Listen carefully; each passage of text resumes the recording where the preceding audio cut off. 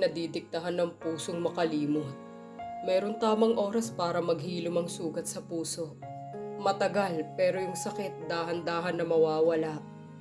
Wika pa ng tinuring na ama ni Bianca sa kanya. I'm sorry, Dad. Umiling siya at ngumiti sa akin. Dapat akong magsusorry sa'yo, Bianca. Pinaramdam ko sa'yo na ikaw ang may kasalanan sa pagkawala ng mami niyo. I shouldn't let you feel like that. Sobrang nasaktan ka. Napatitig naman ako sa mukha ni Dad. Dati kapag nakatitig ako sa mukha niya, parang ang itim lagi ng aura niya. But now, parang may kaunting liwanag sa mukha niya. At ang mga mata nito, may mga ilang puti na ring buhok si Dad. But still, his handsome face never changed sa edad niya ngayon. Sa pangangatawan nito ay medyo pumayat lang ito. I can't help to stop myself to admire these two men. Their looks are still the same. Kahit na may kaunting katandaan na, niyakap ko na lang si Dad at sobrang sarap talaga sa pakiramdam kapag maayos na ang lahat. Para bang ang gaan-gaan ng pakiramdam ko. Late na ba ako? Mabilis akong lumingon kay Papa Marvin at agad na lumapit para yumakap sa kanya. He kissed the side of my forehead, kaya napangiti ako. What are you doing here, Bianca?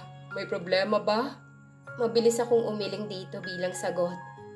Okay naman po kami ni Daniel. Medyo hindi nga lang niya ako kinakausap. Siguro dahil masyado siyang busy sa kumpanya, kaya ganon. Bukas na lang siguro natin bibisitahin ang resort. Umuwi ka muna, Bianca. Sige po, mukhang may lakad kayo. Sagot ko naman kay Papa. Gusto ko rin puntahan si Daniel para magkausap na rin kami. Titignan lang namin ang resort, anak. Kay lola mo yon. Hindi na rin kasi namin nabisita, lalo na ang bahay doon. Sagot ni Papa sa akin. Tumango ako dito. Sige po, pupuntahan ko po muna si ate. Saad ko bago nagpaalam na aakyat sa taas. Kumatok muna ako bago pumasok sa loob. Ate? Ano ba, love? Nandito si Bianca. Nanlaki ang mata ko. God, malapit ng mga anak si ate. Tapos nag-ano pa rin sila. Bawal na ata yun. Tapos na kayong magbihis? Napakagat naman ako sa ibabang labi ko. Ang dumi ng utak ko. Pasok na, Bianca. Ito kasing kuya mo nakasuot lang ng panloob. Nakahinga naman ako ng maluwag. Ito na ang nangyayari. Naging buntis lang, naging green-minded na. Agad akong napangiti pagkapasok ko sa loob. Sumenyas naman si Ate Lisa na umupo ako sa kama sa tabi nito. Pagkaupo ko sa gilid ng kama, ay ang paglabas ni Kuya Armand galing sa shower room. Hindi na rin ako magtatagal, ate. Nandyan na si Papa. Hindi na ba sumasakit ang tiyan mo, ate? She smiled and caressed her big tummy. Okay naman. Medyo, oh my God. Nanlaki ang mata ko. Gumalaw uli siya. Hawakan mo. Kinuha niya ang kamay ko at nilagay sa tiyan niya. Dahan-dahan akong napangiti at gumagalaw ito. Tumawa naman ng mahina si Ate Lisa. Nagpapasikat ang baby boy natin. Nandito kasi si Tita Bianca niya, oh. Tingnan mo. Mas lalong lumaki ang ngiti ko nang sumipa pa uli ito. Hindi ba masakit, ate? Kinabahan tuloy ako. Para kasing nasasaktan si ate kapag sumisipa ang baby sa tiyan niya. Masakit pero masarap sa pakiramdam. May ngiting sagot ni Ate Lisa sa akin. Napatango at hindi nawala ang ngiti sa labi. Na-excite tuloy ako. Alis na ako, ate. Baka naiinip na si Papa kakahintay sa akin. Tumango ito bilang sagot sa akin. Mag-ingat kayo. Lumapit muna ako dito bago humalik sa pisngi niya. Ngumiti ako kay Kuya Armand bago umalis sa kwarto.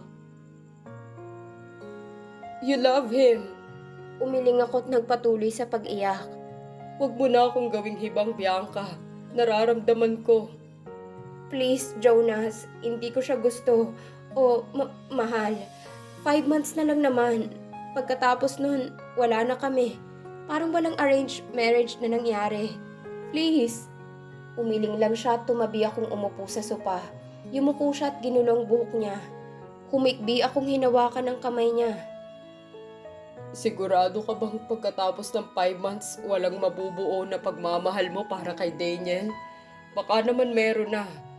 Pero hindi mo lang napapansin dahil takot kang masaktan ako. Umiling ako.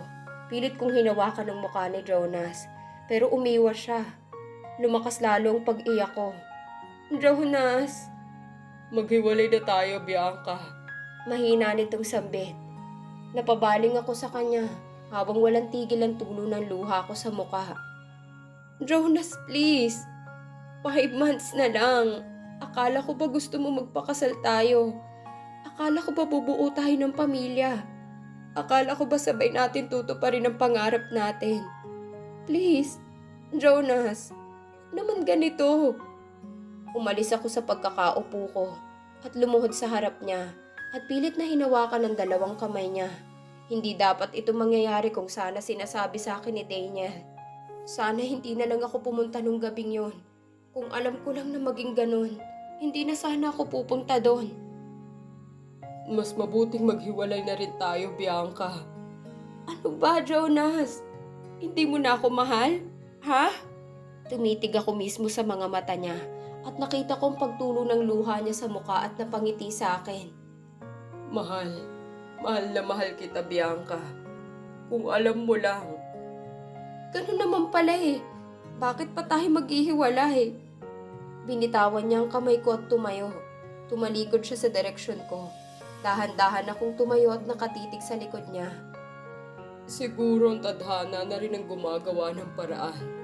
Dahil hindi naman talaga tayo para sa isa't isa, Bianca. Lumapit ako dito at humarap sa kanya. Anong sinasabi mo, Jonas? Akala ko ba mahal mo ko? Bakit ka ganyan magsalita? I have cancer, Bianca. Parang tumigil ang mundo ko. Para akong nabingi sa narinig. Umiling ako at napatawa ng mahina. Huwag mong idadahilan yan, Jonas. Gusto mo talagang maghiwalay tayo. At gumagawa ka pa ng kwento. Baka naman, ikaw talagang may ibang mahal.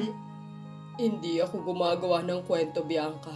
Totoong may sakit ako. May cancer ako. Umiling ako dito. Huwag mo nga akong gawing walang alam, Jonas. Paano ka magkakaroon ng kanyang sakit, ha? Ang sabihin mo may iba ka ng mahal. Kaya gusto mo nang maghiwalay tayo. Sunod-sunod ang paghinga ko. Pilit kong kinakalma ang sarili. Wala akong ibang babae, Bianca. May sakit akong cancer. Yung vitamins na lagi kong iniinom. Gamot yun. Hindi talaga vitamins. Hindi pwede. Nagbibiro ka lang, di ba? Stage 4. Please, Bianca. Huwag mo naman akong pahirapan ng ganito. Maghiwalay na tayo. We both know that you already falling for him. Masakit pero mas makakabuti sa atin yun. Gumawa ng tadhana ng paraan para hindi ka na mahirapang kalimutan ako kapag nawala na ako. Dumampi ang kamay ko sa pisngi niya. Dahan-dahan na bumaba ang kamay ko sa balikat niya at kumuha ng lakas para tumayo pa sa harap niya. Nangihina akong yumakap kay Jonas habang mas lalong lumakas ang iyak ko. Naramdaman kong mahina niyang pag-iyak. Humiling ako. Hindi ako naniniwala. Walang sakit si Jonas. Mahal mo siya, pero hindi mo lang maamin sa sarili mo. Dahil iniisip mo pa mahal mo ko. Ayokong mawala na umiiyak ka, Bianca. Nagdurusa. Gusto ko kung mawala man ako dito. Masaya ka sa piling ni Daniel. Masaya kang kasama siya. Jonas, sabihin mo sa akin na nagsisinungaling ka lang. Buksan mo ang isip mo, Bianca. Pakinggan mo ang puso mo. Magiging masaya akong mawawala sa mundong ito. Kung magiging masaya ka, Bianca. Umiling ako dito at mas lalong humigpit ang yakap ko sa kanya. Please, Bianca. Huwag mo na akong pahirapan. No, Jonas. Magpapagamot tayo. I'm sure gagaling ka. Magpapagamot tayo. Hindi pwedeng ganito. Wala nang gamot, Bianca. Ang nagpapalakas na lang sa akin ang gamot na iniinom ko. Pero unti-unti na rin hindi tumatalab ang epekto. Kumalas ako sa pagyakap sa kanya at kinulong ko ang mukha niya gamit ang 2 kong kamay. Pupunta tayo sa ibang bansa. Please, Jonas, huwag mo naman akong iwanan. Pinuntahan ko na ang posibleng bansang makakatulong sa sakit ko. Nagbabaka sakaling gagaling pa ako.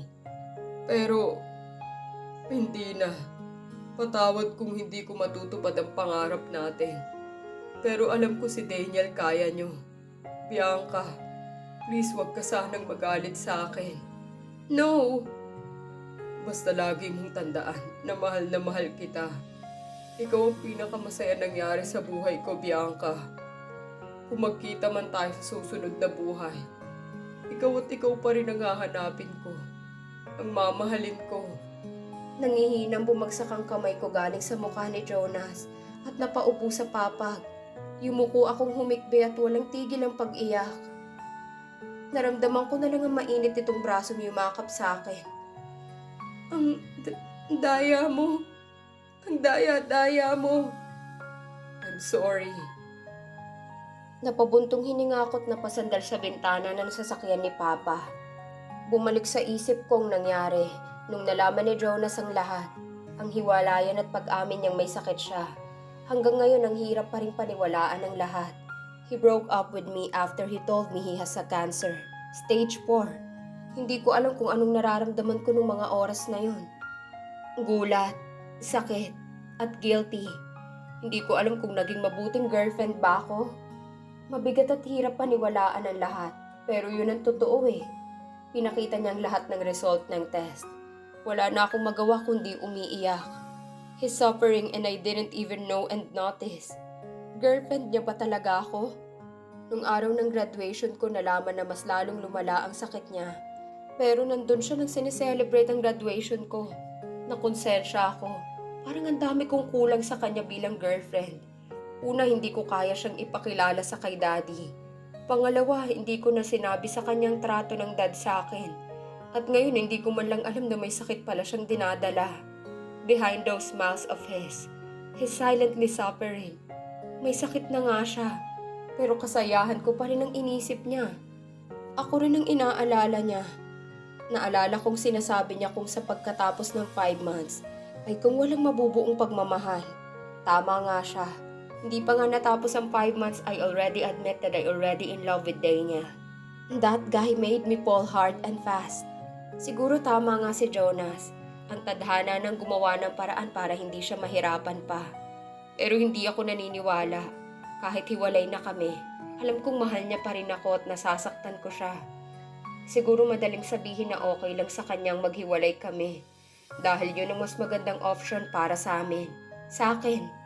Dahil hanggang ngayon ang kaligayahan ko pa rin ang inuuna niya. Is Jonas deserved like me? Deserve niya ba ang lahat na nangyayari sa kanya? Bakit kailangan niya masaktan ng ganito? Bakit pa siya nagkasakit? Ang bait ni Jonas na tao. Boyfriend, anak at apo. Bakit siya binigyan ng ganyang sakit? Ang bata pa niya para bigyan ng ganon. Ang dami-dami pag gusto ni Jonas sa buhay niya. Ang dami pa niyang pangarap sa buhay.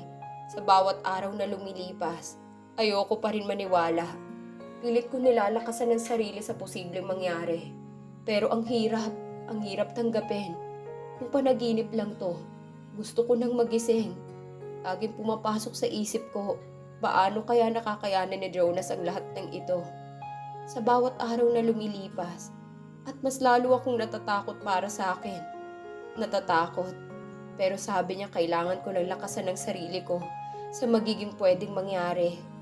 Kung mawawala na siya, ang gusto niya ang lahat ng taong importante sa kanya, may ngiti sa labi habang inililibing siya. Gusto ko siyang batukan pero naiintindihan ko siya. Ang gusto lang niya na huwag kaming mag-alala. Mas lalo akong nalulungkot dahil kay Lolo Ray. Ang nag-iisang apo niya ay hindi man lang niya makakasama ng mahabang panahon. Sabi nga ni Lolo Ray, mas inunahan siya ng apo niyang mamaalam. Kahit ang boses niya ay nagbibiro, pero umiiyak siya pagkatapos niya itong sabihin sa akin. Anong gusto mong ulam ngayon tanghalian? Bumalik naman ako sa realidad sa tanong ni Dad. Kahit ano po. Okay, umidlip ka muna anak. Gigisingin na lang kita kapag tapos ng maluto. Ngumiti ako dito at tumango.